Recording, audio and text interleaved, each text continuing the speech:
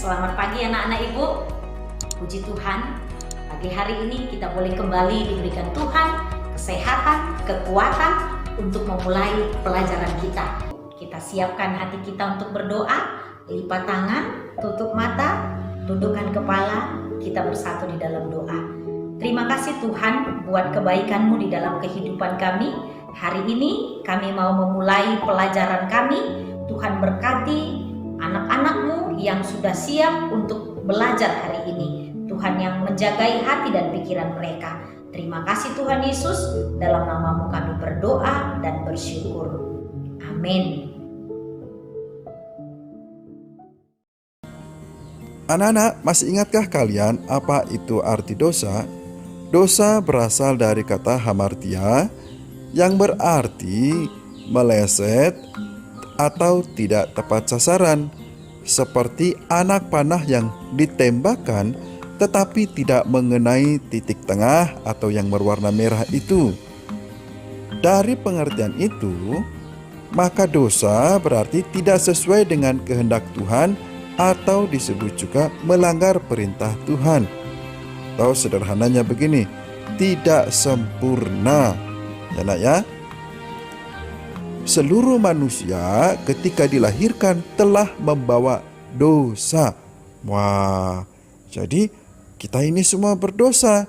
Roma 3 ayat 23, Roma 5 ayat 12 mengatakan, oleh karena satu orang, maka seluruh manusia telah berdosa. Keberdosaan kita ini memisahkan kita daripada Tuhan, sehingga ada jarak yang cukup jauh antara manusia dengan Tuhan. Dan jarak yang jauh ini akan mengakibatkan kita manusia semua masuk ke dalam api neraka. Itu adalah tempat penghukuman bagi manusia yang memberontak atau melanggar perintah Tuhan.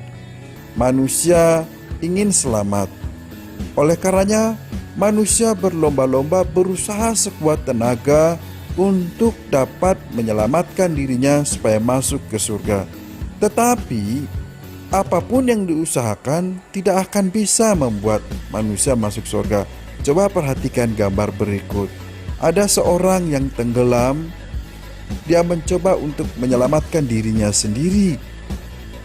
Dengan segala usahanya tentu tidak bisa, bukan? Harus ada orang lain yang menyelamatkan dia. Entahkah mengulurkan tali, pelampung, supaya dia dapat diselamatkan. Manusia berusaha supaya manusia itu selamat dan memperoleh hidup kekal. Segala usaha manusia itu contohnya adalah perbuatan baik, menolong sesama, hidup saleh, rajin ibadah, atau juga memiliki pendidikan yang tinggi, menjadi orang pintar, lalu juga beramal, ya, memberikan sedekah, sumbangan, persembahan. Semua usaha itu tidak mampu menyelamatkan manusia, tidak mampu mengantarkan manusia kepada Tuhan. Manusia tidak mampu menyelamatkan dirinya. Bagaimana cara Allah menyelamatkan manusia ya? Cara Allah menyelamatkan manusia, maka diperlukanlah pengorbanan. Dalam Injil Matius 27 ayat 32 sampai 56. Pengorbanan yang dimaksud adalah pengorbanan Yesus Kristus. Pengorbanan ini harus dilakukan di kayu salib. Pertanyaannya, mengapakah harus disalib? Begini ya anak-anak, pada zaman pemerintahan Romawi, yaitu di Palestina pada waktu itu, hukuman yang diberikan kepada para penjahat atau seorang jahat yang dituduh melawan pemerintah pada waktu itu harus disalibkan. Nah, jadi Yesus dituduh sebagai pemberontak, dituduh sebagai orang yang melawan pemerintah, maka hukumannya harus disalibkan. Padahal Yesus tidak memberontak, tetapi Yesus sedang mengorbankan dirinya supaya manusia itu dapat diselamatkan. ketika Yesus ditangkap, Yesus dicambuk, para serdadu mengolok-olok Yesus. Bahkan ada yang meludahi dan memukul Yesus. Yesus, dia tidak marah dan juga tidak mendendam. Dan Pontius Pilatus yang memerintah pada saat itu ternyata juga tidak menemukan kesalahan Yesus seperti yang dituduhkan orang banyak. Tetapi Pontius Pilatus pun tidak bisa berbuat apa-apa. Pada akhirnya dia memerintahkan prajurit untuk menyalib Yesus Kristus. Anak-anakku sekalian, dalam perjalanannya ke Bukit Tongkorak, yaitu bukit tempat Yesus nanti disalib, seringkali Yesus jatuh. Dan maka ditunjuklah satu orang, yaitu Simon. Simon ditunjuk oleh serdadu untuk membantu mengangkat salib yang dibawa oleh Yesus. Sesampainya mereka di Bukit Tengkorak, mereka memaku kaki dan tangan Yesus, bahkan memakaikan mahkota duri. Mereka di sana mengolok-olok Yesus, dan di atas salib itu terdapat tulisan, "Inilah Yesus, Raja orang Yahudi."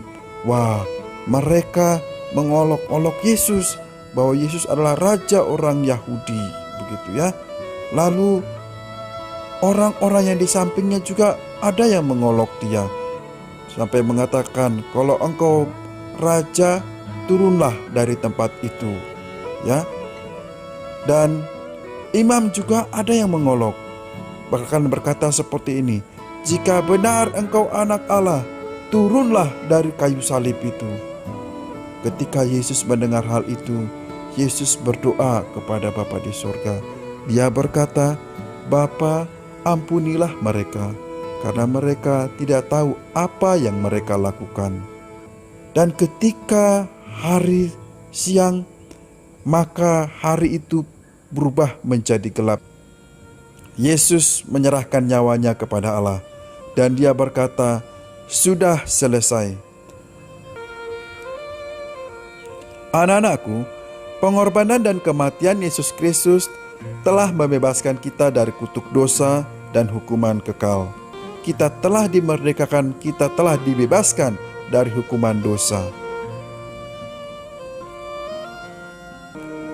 Anak-anakku, kesimpulan kita dalam pelajaran ini adalah semua manusia telah berdosa dan berada dalam kutuk dosa.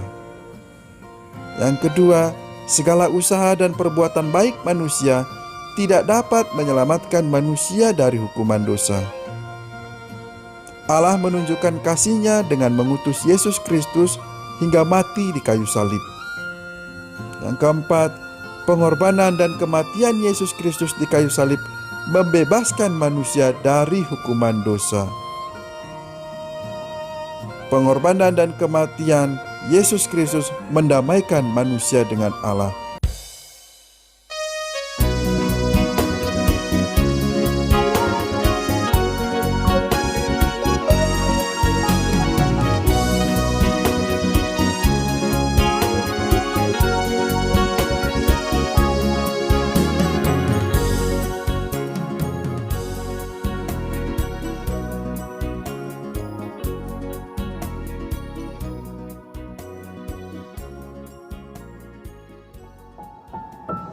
Puji Tuhan, pelajaran kita hari ini sudah boleh kita selesaikan dengan baik, dan kita mau mengakhiri pelajaran kita kembali berdoa, menyerahkan hidup kita kepada Tuhan supaya kita bisa melakukannya.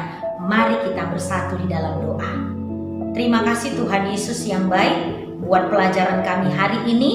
Biarlah kami boleh melakukan firman-Mu, boleh mengerti kehendak-Mu di dalam kehidupan kami. Berkati anak-anak-Mu, berkati kesehatan mereka, berkati juga orang tua mereka. Terima kasih Tuhan Yesus yang baik. Di dalam nama-Mu kami berdoa dan bersyukur. Amin.